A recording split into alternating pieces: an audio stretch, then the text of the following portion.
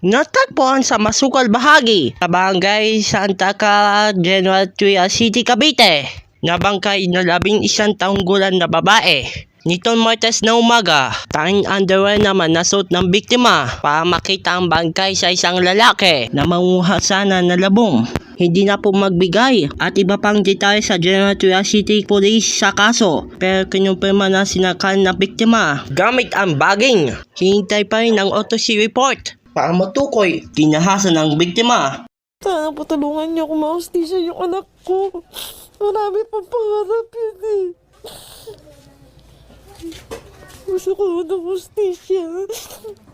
Kung bakit ginawa niya yun sa anak ko. Sa salaysay ng magulang ng biktima, linggo pa lang gabi nawawala agad na babae na si Ayas May. Kusa napunta ang kanyang terminal, ang ama ng tricycle driver, para humingi ng pera. Pagkatapos niya makita sa bahay, ipinauwi na nawalong ama na si Ayas May.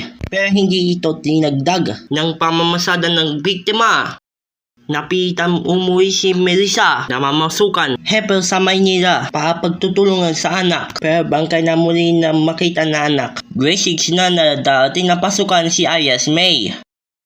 Masayahin, makulit, malikot, pasaway, mapagmahal sa mga kapatid, lalo na yung sa maliliit niyang kapatid. Nag-alok na ng 50,000 pesos na pabuya ang lokal ng pamahalaan ng General Trias City, Cavite para malutas na agad ng krimen. Ayon kay Mayor John Ferrer, ay sisundan kami ng need na mga kaso sa pulis. Mahiyan ng pain ng biktima kung sino ang salawin. Sana makarma ka, hindi hayop ang anak ko, tao po siya.